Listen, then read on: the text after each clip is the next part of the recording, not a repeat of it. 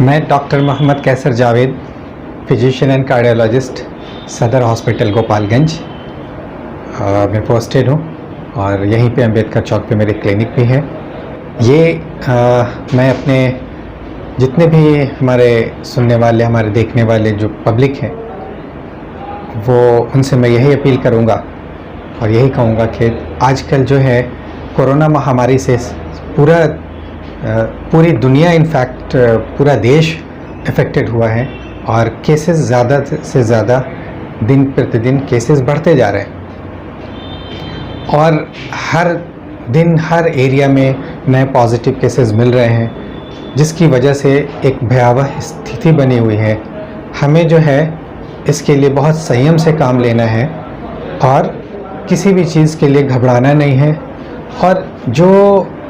इसके लिए छोटे मोटे उपाय हम अपने लेवल पे कर सकते हैं उसके बारे में हमें इसका बहुत ध्यान रखना है, जैसे सोशल डिस्टेंसिंग मेंटेन करना, रेगुलर मास्क का इस्तेमाल करना, बिला वजह कहीं घर से बाहर ना निकलना, भीड़ भाड़ वाली जगहों में जाने से बचना। साथ में ये एक दूसरी आपदा और विपदा कह सकते हैं जो हमारे देश के बहुत सारे हिस्सों में बाढ़ की स्थिति, जगह जगह नदियों का जलस्तर बढ़ने की वजह से काफ़ी लोगों को दिक्कत हो रही है और स्थिति दिन प्रतिदिन भयावह होती जा रही है। बहुत सारे जगह पे बांध टूटने की वजह से हज़ारों गांव, इनफैक्ट हमारे गोपालगंज डिस्ट्रिक्ट और सटे हुए जो भी डिस्ट्रिक्ट हैं, सारण, चंपारण जो भी हैं, सारे जगह के लोग बहुत ही परेशान हैं और बहुत ही बड़ी मुसीबत, बाढ़ की मुसीबत झेल रहे हैं।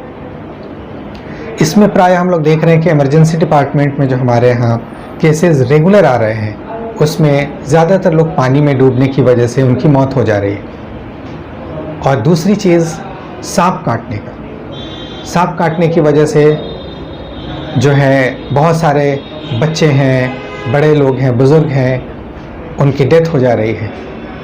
तो एक नागरिक होने के नाते हमारा ये फ़र्ज़ है, हम जो भी पब्लिक वहाँ पे स्पॉट पे मौजूद रह रहे, पहले तो मैं उनके बचाव के लिए कुछ आप सबको उपाय बताना चाहूँगा कि जहाँ पे भी बाढ़ का पानी बढ़ रहा है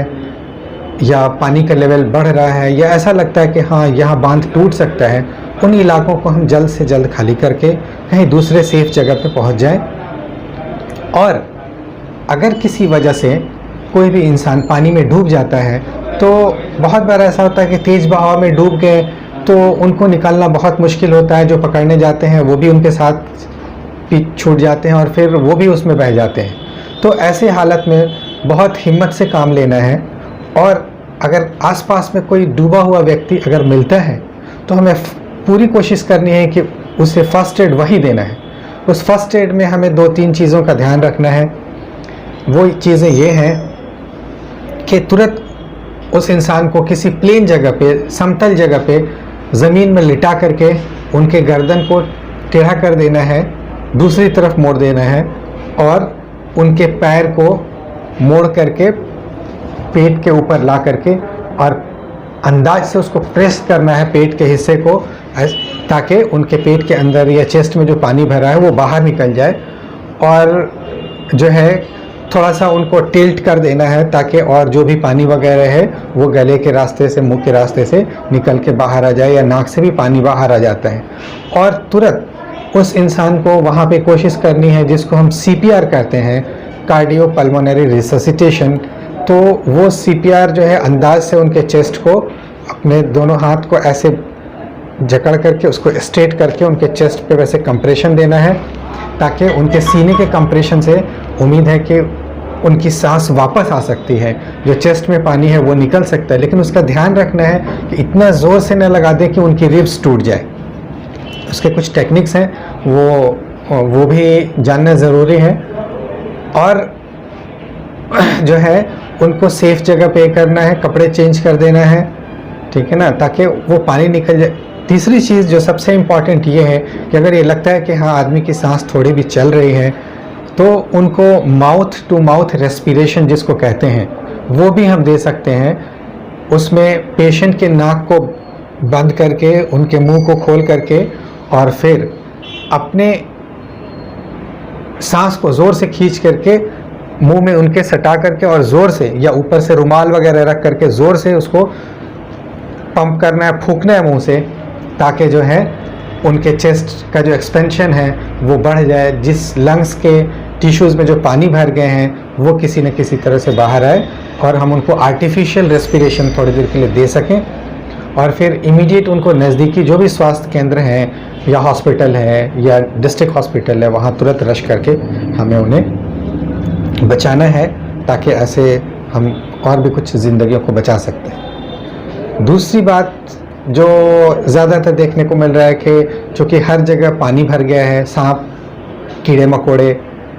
और दूसरे जहरीले जानवर जो हैं जो पानी में रेंग करके चलते हैं, वो जगह जगह जो है वो भी सेफ़ जगह पे जाने की कोशिश करते हैं, और जिसकी वजह से वो कहीं लकड़ी पे,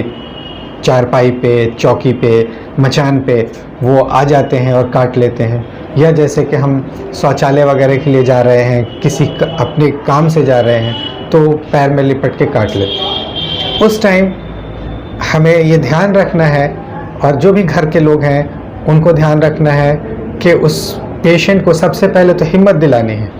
बहुत सारे लोग डर की वजह से दम तोड़ देते हैं, जिनको ऐसा लगता है पानी का सांप है, फिर भी उनको लगता है कि जहर चढ़ जाएगा, हमें जो है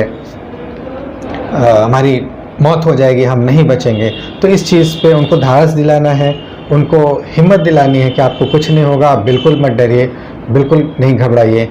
और हमें ये ध्यान रखना है कि अगर पहचान सकें कि वो सांप जो है पॉइजनस है या नॉन पॉइजनस है,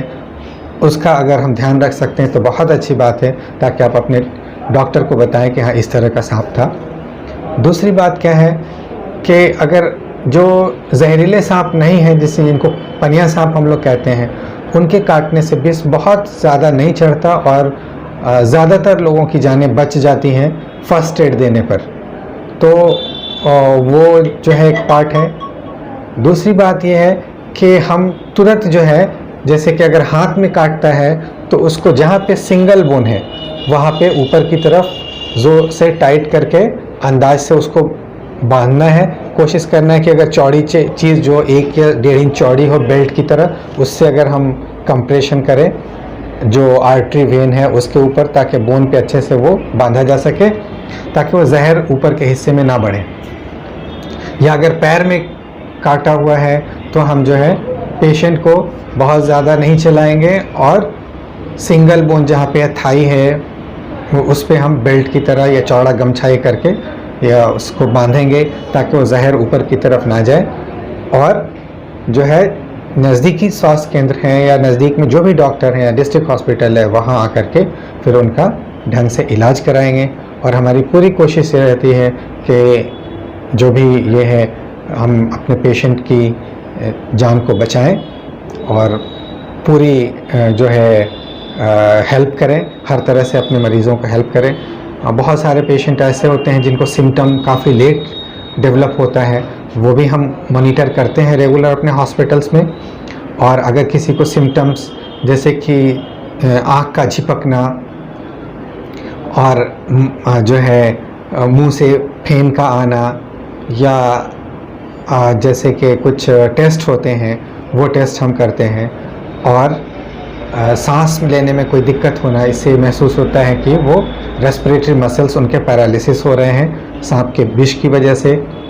और कहीं कहीं पे जो है वो पैर में कहीं पे देखा जाता है काफ़ी ज़्यादा स्वेलिंग हो जाती है, और जो है वहाँ पे छाले की तरह पड़ जाता है। और कभी कभी वो टॉक्सिन जो है जहर मसल के, पैर के मसल्स को या हाथ के मसल्स को डैमेज करके वहाँ पे उसको डिस्कलर, ब्लू ब्लैक डिस्कलरेशन या काफ़ी मोटा सूजन टाइप का हो जाता है। वो सारी चीज़ें होती हैं। उन कंडीशनों में हम फिर एंटी-स्नेक वेनम जो हमारे हर हॉस्पिटल में अवेलेबल है हम उसको चलाते हैं, और अपने पेशेंट की भरपूर कोशिश करते हैं कि उनकी जान बच सके, और जो भी बेहतर उपचार हो सके हम पूरी कोशिश करते हैं। इन सारी चीज़ों का भी हमें ध्यान रखना है, ताकि पहले तो फर्स्ट एड, देन उसके बाद जो आगे की उपचार है हम पूरी तरीके से करते हैं और करेंगे। और हम उम्मीद करते हैं कि हमारे देखने वाले जितने भी हमारे सुनने वाले श्रोता हैं इन चीज़ों को अपनाएंगे ताकि हमारे समाज में और भी हम एक अच्छा बेहतर काम कर सकें